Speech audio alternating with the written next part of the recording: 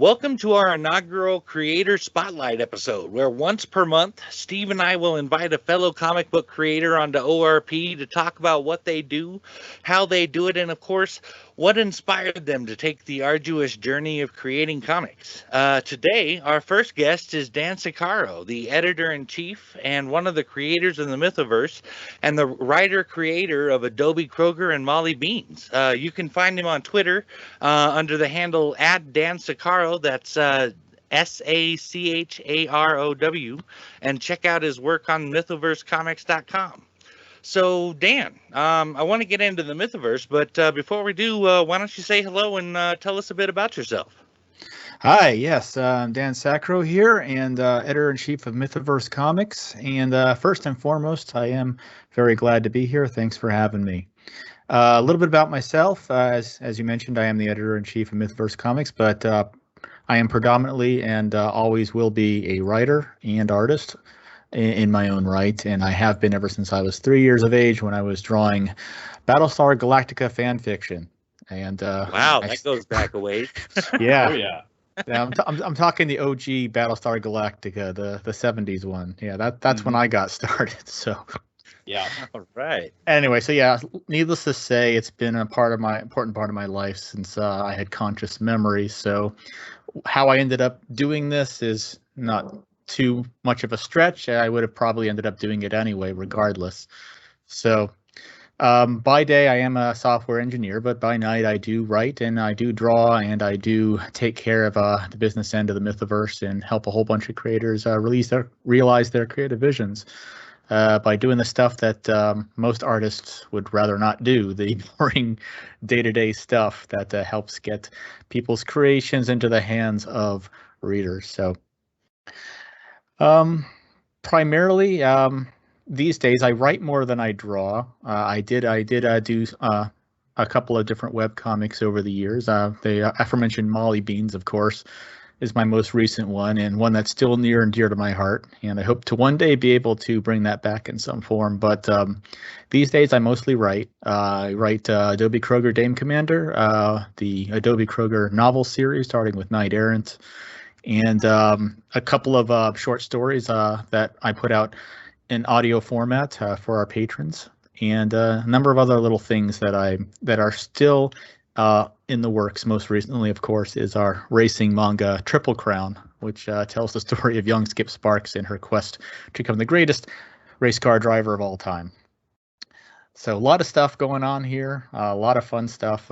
Get to work with a lot of really creative people on all ends of the spectrum, writers and artists and voice actors. So I can't complain. I lead a pretty full creative life at the moment. I can relate with that. I do all the business end stuff for Omen Comics, and I do spend most of my time working in the creative universe there. So I'm feeling where you're coming from there. It's fulfilling. It's definitely fulfilling. It is. It is. It is hard work, but it's not necessarily work at the same time when you're doing what you love. You know. Yeah, absolutely. I cannot agree more. So let's get into the Mythiverse a little bit. From what I've looked up, the Mythiverse Comics is a creator-owned shared universe founded by you, Brett McGowan, and Matt Trin. You guys started out as a group of 3 creators that pooled your resources, talents, and IPs into what became the Mythiverse. But how did you all meet and decide to combine your works into a shared universe? Oh, that's I always love telling this story, and thanks for asking that specific question because it gives me an opportunity to tell it. So anyway, back in 2018 or so, there was that big explosion of indie comics crowdfunds. Starting with Diversity in Comics launched Jawbreakers, and Ethan Van Sciver launched Cyberfrog, and a whole bunch of other people started doing the same. And a lot of folks came out in support of these books and kind of found each other on Twitter, and a number of other independent creators that were also running crowdfunds began networking with one another. And the most prominent one at that time at our level of the comics Twitter was Cody Fernandez, himself the creator of a fantastic series called Jack Irons. If you're unfamiliar, you need to check it out. It's fantastic. But he was one of those people that, like us, he was the writer, but he also was responsible for the business end of the deal, which meant he was a one-man hype machine in addition to creating the comics. So he spent a lot of time on all different kinds of social media platforms, shilling his heart out, trying to get people excited about Jack Irons. And one of the consequences of that was he got put in Twitter DM jail. In other words, his account was limited and he could not send direct messages to anybody because he was on so many group chats, promoting this book for all he was worth. So I felt bad for him. I said, I still want you to be able to talk to everybody. So here, why don't I set up a Slack channel, and all of us that are in these group DMs, we all hop in here and continue talking to Cody, and he can give us updates on where his book is. And everyone seemed excited about that idea at the time. I sent out the invite to about a dozen people. Like 4 or 5 people showed up, one of which was Cody very briefly, then Matt and Brett, and another friend of ours named Tank, and a couple of the folks accepted the invitation, but the only ones that ended up staying were Matt, Brett, and Tank. So we just ended up hanging out in that Slack channel. And Matt and Brett were both working on ideas of their own. Matt was working on Mythics, and Brett was working on Changeling. And they found by talking to one another about their books that they would fit together in a shared universe because they both had they were both of the same genre, the urban fantasy genre, and they were both set in the modern day, and they both had characters that were derivative of, ancient mythology brought into the modern day. So they said, hey, what if we made a shared universe out of this? And between them, they came up with the idea of joining the stories. And I believe it was Matt who coined the term Mythoverse, though I could be wrong. I think that's how it went. And at the time I was in there, and I had already at that point written Adobe Kroger Night Errant and published it in audiobook form and all that. And I was already about 4 or 5 pages into Dame Commander #1. And they approached me like, would you like to join this universe? And I said, well, let's have a look at your scripts and see if you need to do any tweaking. It turned out we really didn't. The only thing that really needed to be changed was to make sure that all of our timelines lined up, like what years they were taking place in, and how to make them all fit together. And just that, they really all just fit together like that, just naturally how they came. Yeah, because interestingly enough, they were all set in and around the same era. Like the recent past, like Dame Commander takes place in 2012. Mythics takes place initially in 2007, and Changeling a few years after Dame Commander. So we actually sat down and said, let's make sure everything all lines up, and make sure the events that cross over all line up chronologically. And that was really all it took. Wow.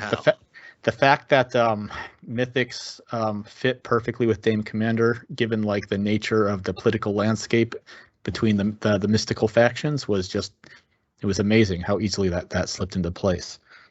So yeah, that's basically how it all started. We just had ideas that fit together, and we said, hey, strength in numbers, let's promote each other and see if we can get some people excited about this. So that was how we planned our first campaign, was all 3 books.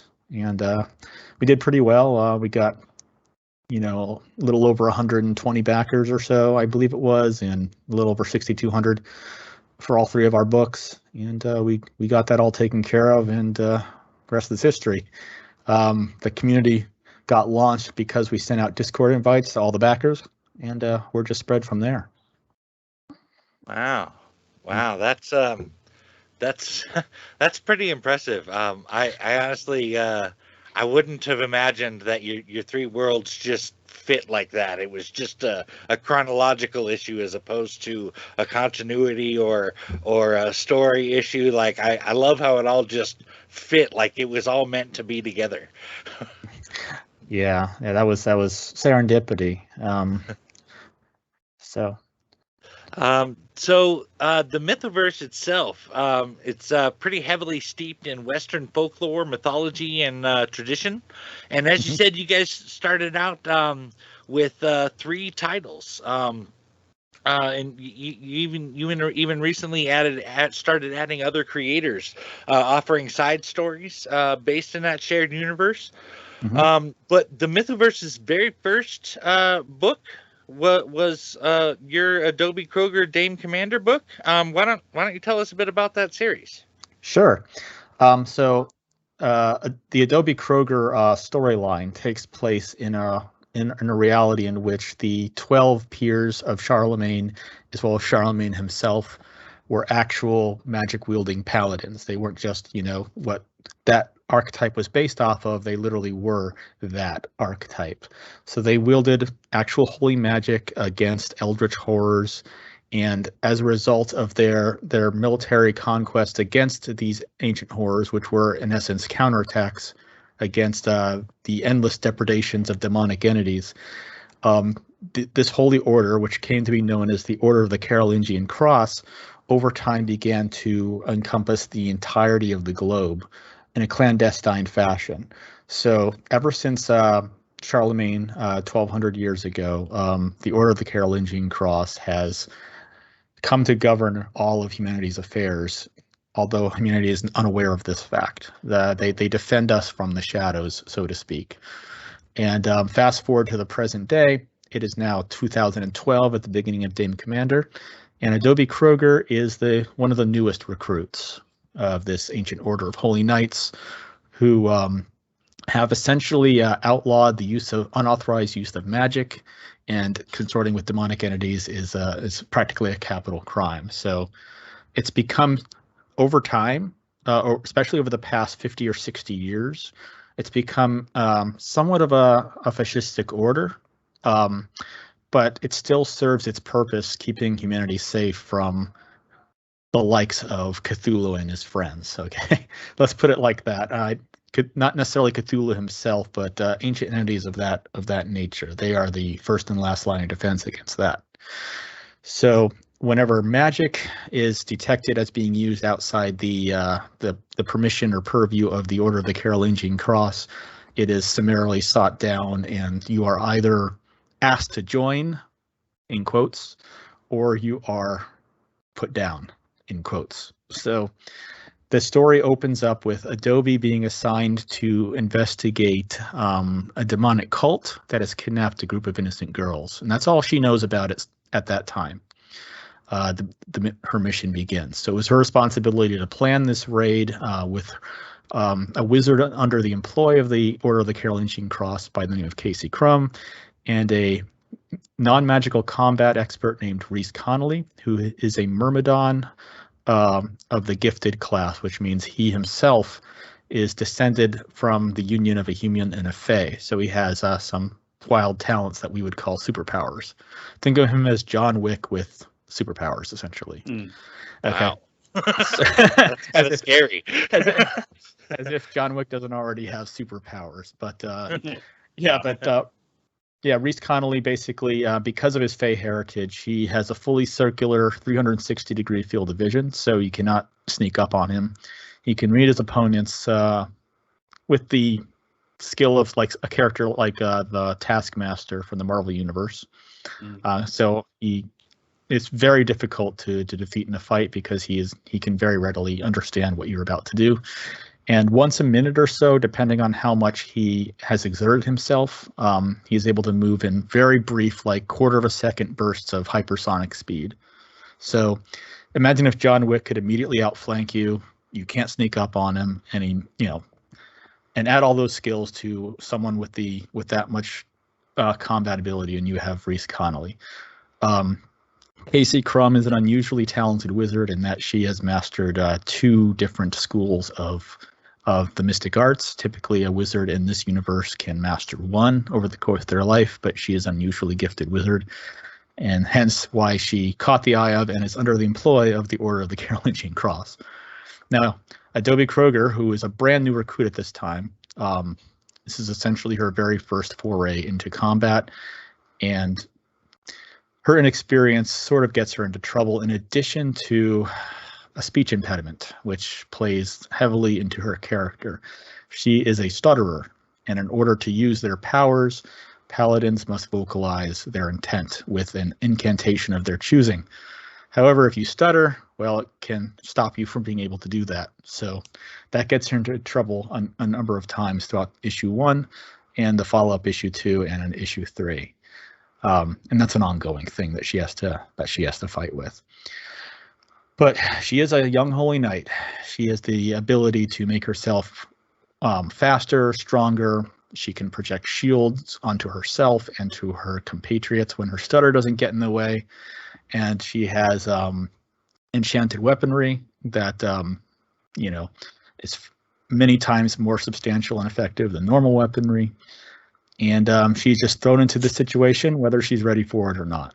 And that is issue 1. We are learning along with her. We're going on this journey with her as she tries to come to terms with her limitations and her holy duty. Well, that's really fairly fascinating. I'm particularly interested in the whole Holy Knight angle of this, and particularly I've noticed that you're drawing a lot on mythic history and legends in the backstory, and that comes especially with the legends of the Peers of Charlemagne and the Order of the Carolingian Cross. And that backstory definitely seems to be very important to the story of Adobe, as you've already pointed out in really excellent detail. What is it about the matter of France and the Charlemagne legend that drew you to explore it? And what kind of research do you typically do for it? That's a very, very good question. I tend to research my subject matter very, very thoroughly, to the point where you know how you need to know the rules before you can break them. Absolutely. Yeah. So I definitely wanted to become as familiar with the story of Charlemagne and the Song of Roland and all that sort of thing, and so that I could faithfully as possible recreate it while also breaking all the narrative rules of that story and of the real man and all of that. The reason I chose Charlemagne to be the launching off point is he was a very good example of the martial might of the Christian Holy Empire as it did battle with the Saracen hordes and all of that. But I wanted to have that be sort of like in our universe, it was more or less a cover story for what actually happened, where he was at that time also battling the Saracen hordes, but what he was actually doing was wielding a mighty holy magical army against the likes of eldritch abominations like Yog-Sothoth and Cthulhu and other such powerful things. And the truth was concealed to prevent them from ever being able to return. So magic was suppressed. There were actual demons and dragons and what have you back then, but they did their best to not only defeat them, but to suppress all memory of these beings, because if the world ever became aware of them again, it would endanger the world with their return. So history was kind of running in parallel, you might say, and to understand how I can make that fit, I had to become very familiar with the actual history of Charlemagne the man and the legends. And the Song of Roland is just beautiful. I love that. And I studied that a lot, and the characters, and I did as much research as I could into each of the 12 peers, because all of them will be important later on as Adobe continues through her story and discovers more of the truth behind the nature of the world of the Mythiverse. That sounds excellent. Yes. I've actually read the first 2 issues of the prequel comic you got there. And I have a couple of questions I'm dying to ask about them, and I hope that you can answer them without spoiling anything. I noticed that Adobe uses German words for her light casting, for lack of a better phrase. Yes. And the giant has Nordic runes on his knife. I took that as saying that those mythologies, like the North and German mythologies, are a part of what is happening there, and maybe even the giants are Jotuns. Did I get that right? Well, yes, that is actually what it is, and that's not really spoiling anything necessarily for this reason. the way that I established the nature of the Mythiverse as a whole, and we have a kind of like what you might call a living document that's being written right now called Spiritus Poetica, which I ambitiously have called our Cimmerillion, but that's just so people understand what I'm trying to do with it. Not necessarily that I think it's anywhere close to the level of quality of Tolkien, but basically I'm just trying to explain the history of our universe. And all mythoses exist, and they're all consistent, and they don't contradict one another because of the nature of the universe that we're building here. So all the Norse gods, all the Egyptian gods, all of the Greek gods, they've all existed, and they're all real, and their existence doesn't contradict one another because they're all basically created by the beliefs of those peoples. So you're speaking our language. We deal a lot with the similar things. Wonderful. That's cool. So you know what I'm trying to accomplish here. Yeah. So to answer your question, German is one of my favorite languages. That is obviously not the one I speak. I've visited Switzerland, and I dearly would love to live there one day if at all possible. And they speak German over there, and I just love the sound of it. I love the history of the German people. And like Adobe says in the novel, she picked it for her incantations because it just sounds so aggressive. And it's hard to find a language that packs more punch. So when she's really in the heat of battle and she needs to growl something, German just fits. Well, not to mention the character's name is German. Yes, there you go. Yeah. Not a coincidence, I would assume. No, it's not a coincidence, but it's subtle. Yeah, gotcha. Yeah. I do got to ask one more question about the Casey character. Okay. Okay. I can't help but notice that she's using a hoe. That seems like an odd wizard staff. So I'm guessing there's some kind of story behind why she uses it. Could you elaborate that on a little bit without spoiling anything? Yes, of course. Well, first of all, she's a hoe. No, I'm kidding. No. The reason she's wielding a hoe is because she's forced to.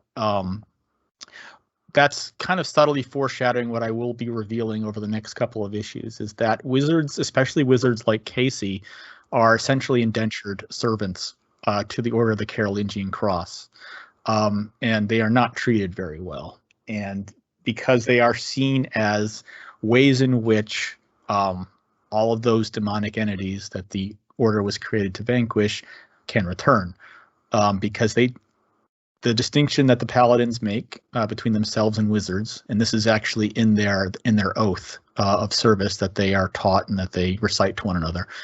We do not impose our will on the world. We enact the will of God. And wizards are the ones who impose their will on the world, and they see that as dark and evil. Paladins have God act through them. Wizards seek to impose their will on the world. So that's something that they do not allow unless they have full control over it. So a wizard like Casey Crumb might have a master who just wants to kind of add insult to injury and force them to focus their magic through a ridiculous object like a hoe. Just to say, look, we have so much control over you. You can only use your power by holding this ridiculous gardening tool. Wow. And it's kind of a power play. Yeah, interesting. And I will say this, it seems like it really is interesting how all of you separately decided that you wanted to focus on 3 female leads with Adobe Kroger, Althea Fletcher, and Maeve McKinnon. But at the same time, they're all very different characters who add something distinct to the universe, which is nice as well. To what extent was this a conscious decision by you and your collaborators? And to what extent was it, okay, this is cool, let's just throw it together? The fact that we all had female leads was a coincidence. They were all pre-existing the Mythiverse. But the fact that they were all very distinct characters, that sort of grew as we learned more about one another's characters. We have a strip called Mythochibis that we put up on Patreon, and it's also available in collected form there. And we kind of exaggerate their different character traits in that comic as chibi parodies. Althea is a detective. She's like the Sherlock Holmes of the trio. Adobe is more of a what you'd call a man of action, where she male. So she'd be more like the Watson, like slightly less intelligent, but you call her in when you need to get things blown up. Like, Watson, please avail yourself of your service revolver. You know, once I figured it out, like, we got to go bust some heads now. So you call Adobe. And Maeve is the, well, she's the innocent. She's 14 years old and she's still coming into her own. So she's kind of the one that they seek to protect. Interesting. Mm-hmm. So I'm curious. I noticed that you guys offer not just web comics, but comic books and novels. You mentioned, but you even have a coloring book along with your audio book, which I thought was pretty cool. I don't know of any other independent comic universes that are offered as a comic book in prequel form, and as a novel and as an audio book as well. I'm curious. The Kroger story was written as a novel first and then made into an audiobook. Was it the joining of the shared universe that inspired you to make the prequel story in a comic book form, or was that something you'd always planned on doing? I had always planned on doing a comic in some form, but that was not until after I had completed the audiobook. And I said, in the audiobook, in the novel, she mentions her previous adventures that led her to her current state in the novel. And I said, what would be a good way to tell that story? And at that time, I was still doing a webcomic, Molly Beans, and I was always wanted to publish an actual comic book of my own. And I had never had the opportunity to do so until I bumped into Leandro Panganiban, who did the masterful artwork for Adobe Kroger Damon Commander. And I said, this guy is who I want to bring Adobe to life, because I couldn't find any artist that could either get her look right or was reliable or professional enough until I met Leandro online. I had actually gone through like 4 artists trying to find someone who could do it the right way, and he was the impetus behind that. So it was prior to the Mythiverse that I had begun making the comic. I had already gotten 4 or 5 pages complete with Leandro by the time I decided to include it in the Mythiverse. But I definitely think that adding it to the Mythiverse gave it a lot of rich narrative possibilities it might not have otherwise had. And the fact that we've had a bunch of other creators expand upon Adobe's part of the world is definitely proof of that. I'm curious how you go about that process. Like, for instance, if I was gonna bring somebody on to write inside the Omenverse, inside Omen Comics, I would be, I don't know, leery, for lack of a better word, about letting somebody create in that. How do you go about something like that? Is that a complicated process or what? It can be. Really, it all comes down to they present their ideas, and if they happen to contradict something that I had planned or had established, then I just make sure that that's been changed.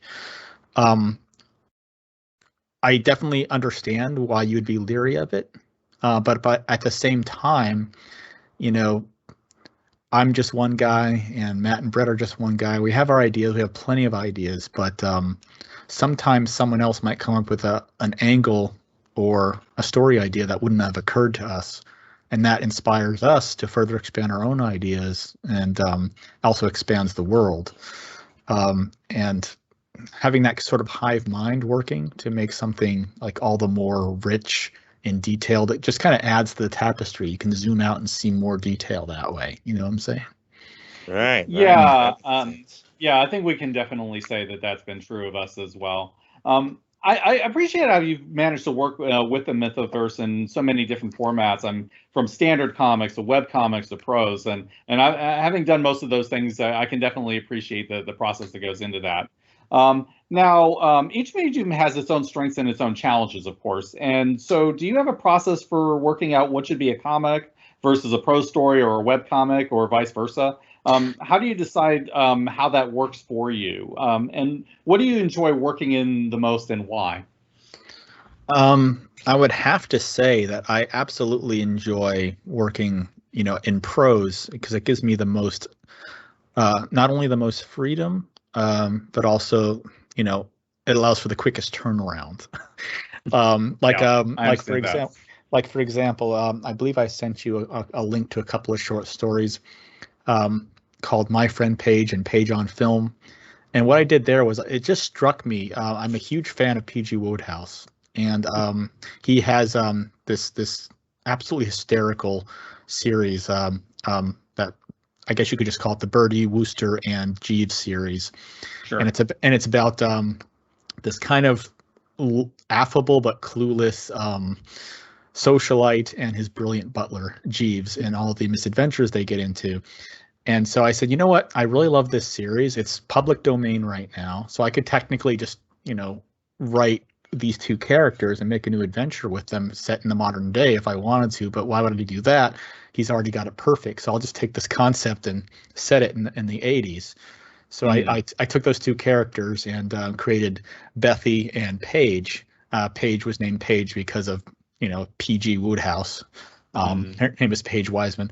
And I took that conceit of the affable booby, I guess you could call, and the genius, and just made a couple short stories there. And because I was able to just sit down and write it and get it done in a weekend, bam, I got this whole new set of stuff I can put out to readers. Comics, on the other hand, have a bit longer of a turnaround. Like I can have a concept and have the script done in a weekend, but obviously it will require like a month to get a full issue drawn, and that's if the artist can work uninterrupted.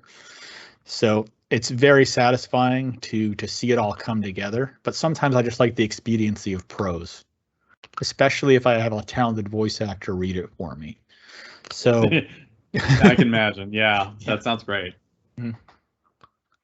So what can you tell us about the other two titles in your initial launch there? Mythics by Matt Trin and Changeling by Brett McGowan? Sure. I'll do with Mythics first. Mythics is the story of another secretive sect within the Mythoverse called the Mythic Order, and they predate recorded history, or at least written history, I should say. Now, Matt has modeled this Mythic Order after the Cunning Folk, which was a sect in Great Britain, prehistory Great Britain, and they were witch hunters. So in other words, they did not like the use of, I guess you could call it dark magic, and they themselves were, mystical people that would hunt the evil magic. And in this order, the men of the order were the storytellers and the knowledge keepers, and the women were the field agents. So the women would go out and hunt the witches, and the men would stay home and keep the knowledge and the lore. So what he did was he took this order and put it in the modern day with Althea Fletcher as one of the, I guess you'd call her a witcher, but she's not really a witcher necessarily, because she doesn't just hunt witches. She just she goes out and makes sure that dark entities are kept under control, and they are given familiars, which are mystical beings that can take animal form, that help them to focus their magic. Now, the most interesting thing about this is it's set in a world where the use of magic is strictly regulated by the Order of the Carolingian Cross. Now, the Mythics still have their duty to perform. They've been doing it since before Charlemagne formed the Order of the Carolingian Cross. So what do? Well, they have to use as little magic as possible. So what this means is Althea has to use her knowledge of creatures and their weaknesses and avoid using magic unless it's absolutely necessary, but she still has to do her job. So the fact that magic is constantly being monitored by the Knights of the Carolingian Cross is constantly a danger that she has to be made aware of, but she still goes out there and tries to maintain balance between the Fey realm and our realm.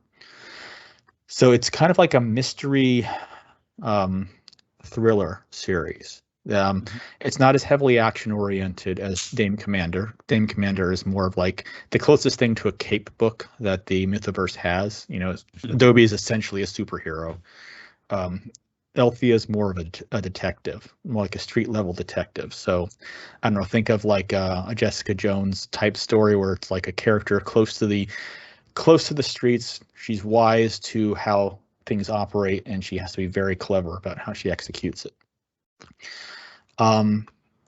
Changeling, on the other hand, is more of a slice of life, coming of age story with a supernatural twist. Like I don't know, like Sabrina the Teenage Witch or Buffy the Vampire Slayer almost, but the character herself is a fae creature. She doesn't know it at first. So she is a 14-year-old Christian girl who was raised, in a religious household. And, she goes to church, she goes to school, she takes care of kitties at the kitty rescue. She just does all the normal things that a young girl would do. And one day she realizes that she's actually a changeling, which is a fae baby that's been swapped for a human baby. And she is a banshee, not a human. And how does she deal with this? She's already socially awkward. She's already got a crisis of faith because she isn't sure if she believes in God. And now she's told that not only is God real, but he doesn't want you because you're not one of his children. You are a fae creature. So where does she belong? And that's her conflict right now as it stands right now. In issue 2, she actually goes back into Avalon to meet her fae mother. And what will happen then? Well, we'll just have to wait and see. We're about to fulfill that campaign. We had a successful campaign for that, and the artwork's nearly complete. Now I just got to letter that and get it out to backers, and you'll see what happens. Oh, sorry. Go ahead. I gotta ask about this. I'm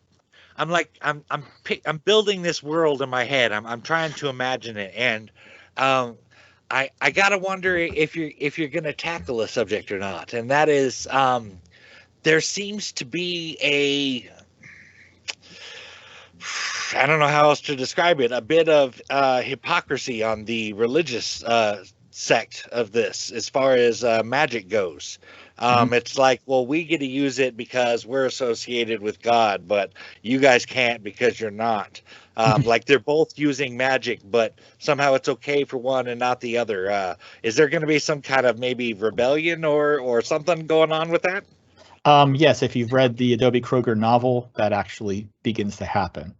And it's been brewing for a long time. It's just openly waging war against the Order of the Carolingian Cross is, practically suicidal. They literally control everything. That includes all the governments, all the military, everything.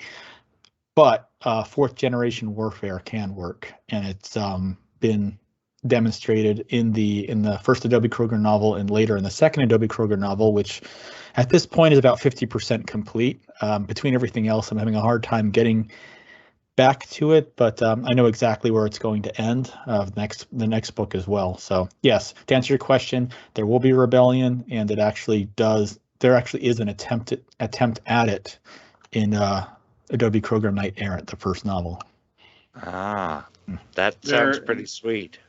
Yeah, I would say so, and it kind of goes into a little bit into the next thing I was going to ask, because the factions of the Mythoverse are really, really interesting. I think that comes across with the Mythics and the Order of the Carolingian Cross, and I've noticed that the Mythics are very different from the Paladins, including their history and their methods, and they seem to be imposed in many other ways as well. How important was it to sort of give yourselves room to carve out your own corners of the Mythoverse? And having main characters with such completely different viewpoints as you have with Althea and with Adobe. Oh, great question. Thank you. It was very important that we have these two characters be as different as possible, because we don't want to tell the same story over and over again. We don't want to have the same arc take place over and over again, and we definitely want to show two sides of the same coin. And in order to make the world as rich and living and breathing as possible, we can't just say like, hey, this faction's got it right, this faction's got it wrong. It's not necessarily that. Like some members of the Order of the Carolingian Cross don't like the way things are going, and they're trying to make things better. They just don't know how.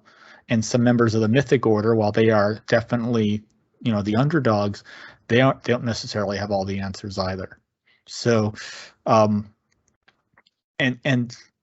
to the first point, Althea and Adobe being so different is so important because they both represent kind of the extremes of each of their viewpoints. Whereas the paladins are essentially blunt instruments that seek to oppress, not necessarily oppress, but suppress any unauthorized use of the resources that they use.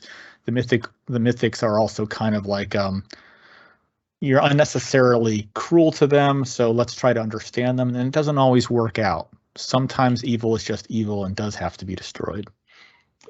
Yeah, it does seem very much like both of them are like the heroes of their own stories, and yet they seem to be very, very different. Now, that's really, really cool. Yep. Now, I've also kind of noticed that you do the same thing like with art styles and formats within the Mythoverse. And like Adobe Kroger definitely seems to be like very Western influenced visually. But at the same time, it also seems like all of you tend to also embrace a certain amount of Eastern influences. I mean, you've already talked about chibi and the webcomics and so forth. And are there any particular manga or anime influences that you drew on particularly? As for myself, I can definitely say one of my artistic heroes has always been Rumiko Takahashi. Ever since I was in my late teens, I've been a fan of her work. Collected Ranma 1/2, Rusei Yatsura, Maizane Koku. One of my favorite one-off stories was 10-Pound Gospel. And I've always been impressed. I've always been impressed by how she can take any genre and make it fun, whether it's a story about a boxer who can't stop eating.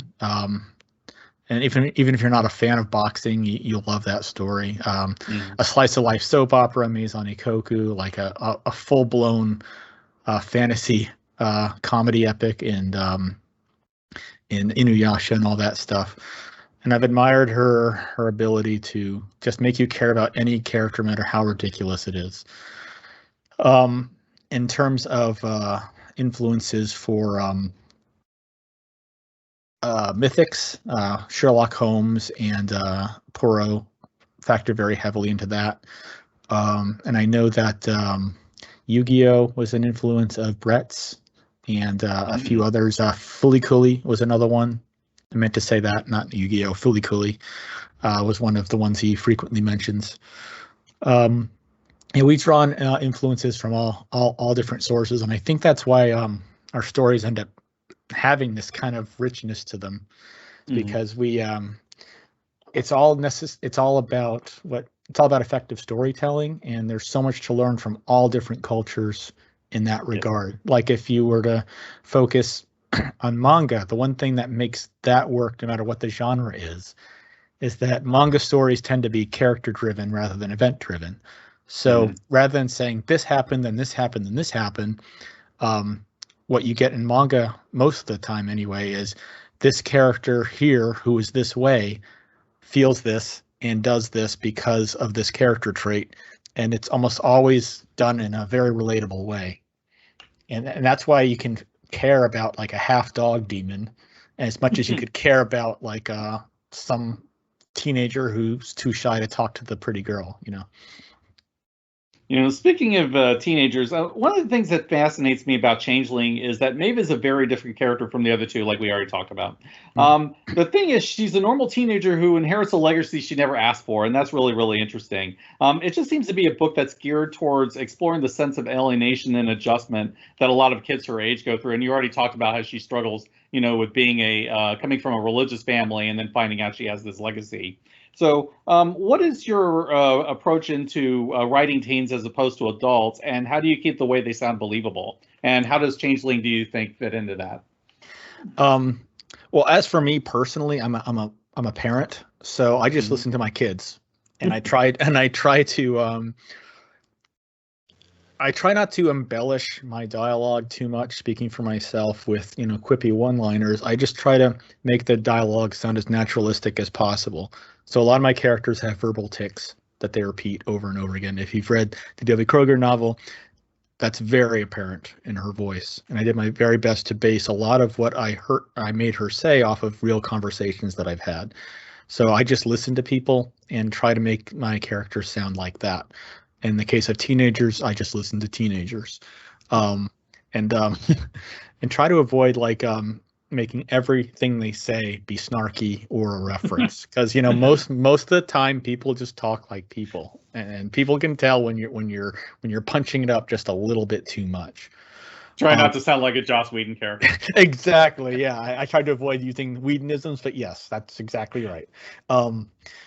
So yeah, it all just comes down to like listening to how people talk and trying to be honest about it. And if like Adobe is in particular, there were certain parts of her dialogue, especially in the novel, that if I had tried to write this without basing it on a real conversation I've had, I think it would have come off insincere. So that's really, it all comes down to honesty and doing your best to portray them as real people rather than mouthpieces to show how clever you are. Yeah, I can totally understand that. You were going to say, Mike? Yeah, I was going to change the subject if you had something to add there. No, not really. I happened to notice, and we were even asked about this by Wicked Publishing when we were first talking about signing with them, that our universes actually have a couple of things in common. Not just that we combine the world's mythologies, but even with our use of the Celtic tree of life. Oh yes, yes. Yeah. I noticed that you guys have taken that on as as like the symbol of your universe. Now we use it. That's our world tree, and that's also the symbol for the white druid. But as taking it as the central symbol of your universe, I got to imagine Celtic myths is got to be a huge part of the world. It definitely is. I myself am. Brett is, of course, obviously as well, and he could speak a lot. He could speak to this very, very strongly in his own right, so I won't put words in his mouth, but I am fascinated with Celtic, with Nordic, with all these ancient Western mythologies because of, there wasn't a strong written tradition to them. So a lot of them, have changed over the years. A lot of it was oral, but as my friends were wont to say, like, Norse mythology is burly, and that's why I love it. It's just so much fun, and there's so much crazy stuff going on there, and it's just a beautiful mythology. And Celtic, I'm Irish and Scottish, so naturally I have a natural affinity to that. My family calls me Captain Redbeard because I have a red beard, that kind of thing, and so I've always had a natural affinity for this sort of thing because it's my heritage. So, and it's not only that, it's I think it's objectively beautiful. Celtic knots, Celtic, the Gaelic language, and all this sort of thing, and that's why we make the primary artistic motif of a lot of our symbolism, a lot of our iconography is Celtic. Like our main tree, like you mentioned, is the symbol of the first father. In the Mythoverse, there were two gods initially. The Void Father came first, and when he realized that he couldn't have a thought without existing, he gave birth to the first father. And that's a whole other story. And the first fathers is represented by that Celtic tree, and the Void Father has sort of a decaying version of that tree as his emblem. I think therefore I am. That's a really great way to go with it. Yep. Mm-hmm. Yeah. Okay. I was going to say, how long were you planning for the Mythoverse to continue? I mean, is this something you have a finite ending in mind for each of your characters, or do you want to continue for as long as you have ideas for them, or how do you have it worked out? Well, I can only speak for myself. Adobe has an absolute brick wall ending to her story that will, put the Mythoverse into a new state. And a lot of our creators are actively working on developing ideas for the post Adobe Kroger era, if you want to call it that.